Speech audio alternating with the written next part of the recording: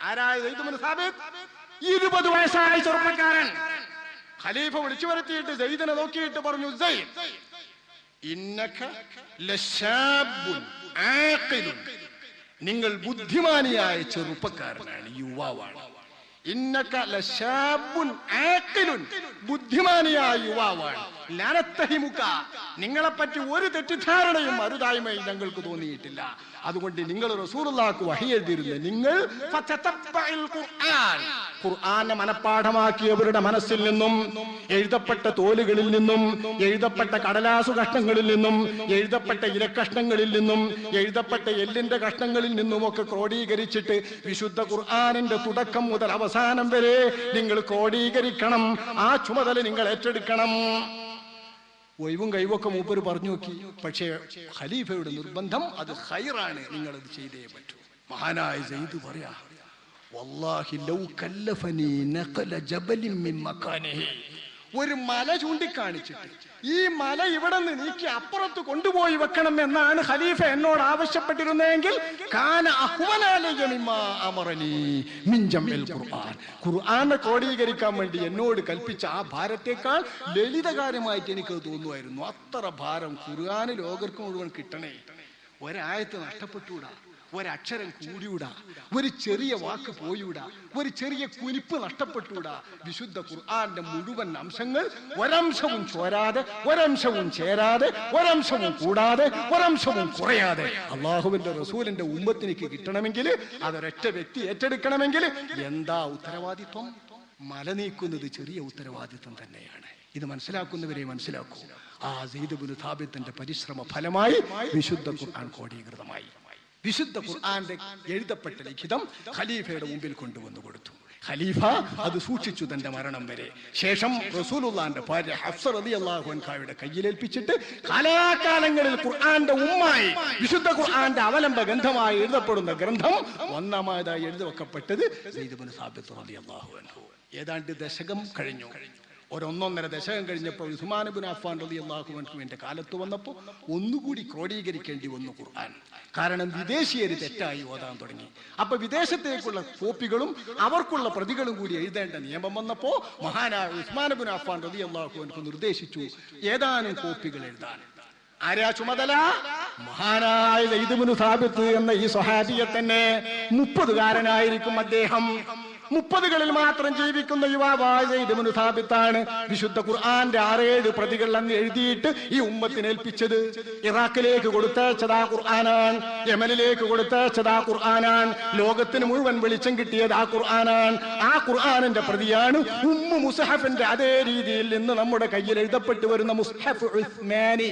കേട്ടില്ലേ? ഉസ്മാനി നമ്മളെ മുസാഹിബിന്റെ പൈപ്പ് നോക്കിയാൽ തലക്കെ കാണാം മുസ്ഹഫ് ഉസ്മാനി, അൽ മുസ്ഹഫുൽ ഉസ്മാനി.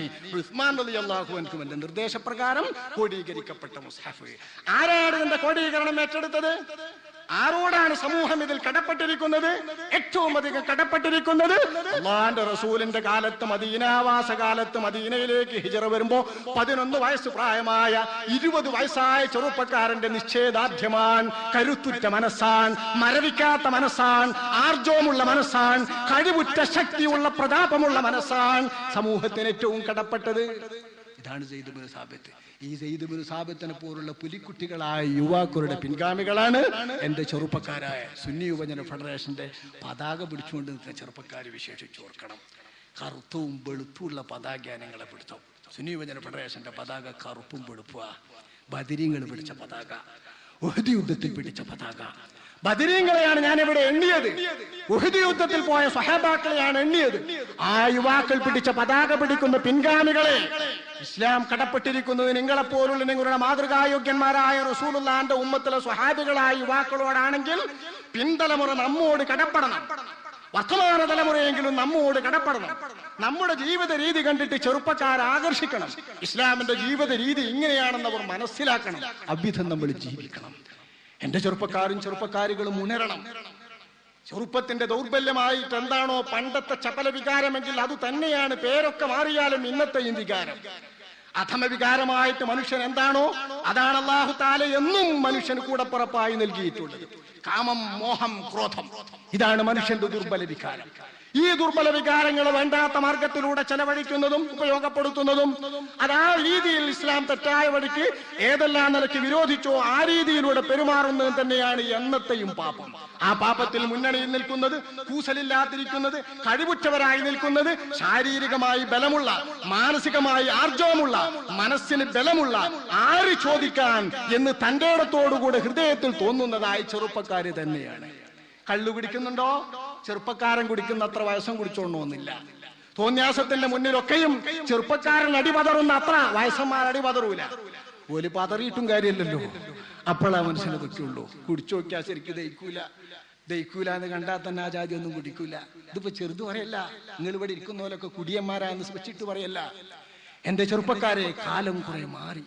ഞാനും നിങ്ങളും ഇന്നത്തെ പത്രത്തിൽ വായിച്ച റിപ്പോർട്ട് അന്താരാഷ്ട്ര മദ്യ ലോബി ഇന്ത്യയെ നശിപ്പിക്കാൻ വേണ്ടിയിട്ട് മദ്യത്തിന്റെ ഏറ്റവും വലിയ വിപണിയാക്കി ഇന്ത്യയെ മാറ്റാൻ വേണ്ടി ശ്രമിച്ചുകൊണ്ടിരിക്കുന്നുവെന്ന് അന്താരാഷ്ട്ര മദ്യ ലോബിയുടെ ഇന്നത്തെ പരിശ്രമത്തിന്റെ സാമ്പിൾ ഈ സർക്കാരിന്റെ മുമ്പിൽ വെക്കുന്നത് ലോകാരോഗ്യ സംഘടനയാണ്. ഇന്നത്തെ പത്രത്തിൽ റിപ്പോർട്ട്.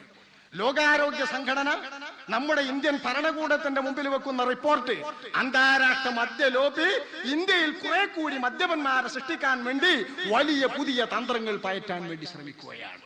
ഇന്ത്യ, ചൈന, അമേരിക്ക തുടങ്ങിയിട്ടുള്ള ചൈന മുതൽക്കുള്ള ഏതാനും 3-4 ലോക രാഷ്ട്രങ്ങളും ഇതാണ് ഇനി ഇവരുടെ കണ്ണ്. ഇന്ത്യയിലാണ് കൂടുതൽ പ്രതീക്ഷ. കാരണം ഇന്ത്യയിലെ 1% മദ്യപന്മാരായാൽ 1 കോടി പേർ മദ്യം കഴിക്കും. അല്ലെ? 1% മദ്യം കുടിച്ചാൽ 1 കോടി പേർ മദ്യപന്മാരായി മാറും. ഇത്ര നല്ല വിപണി ലോകത്ത് എവിടെ കിട്ടൂല. പിന്നെ ചൈനയിൽ കിട്ടാണ്ട്. പക്ഷേ ലോകാരോഗ്യ സംഘടന തന്നെ മുന്നറിയിപ്പ് നൽകുന്നതിൽ ചൈനയിൽ അവരുടെ തന്ത്രം വിജയിക്കുമോ എന്ന് ശങ്ക.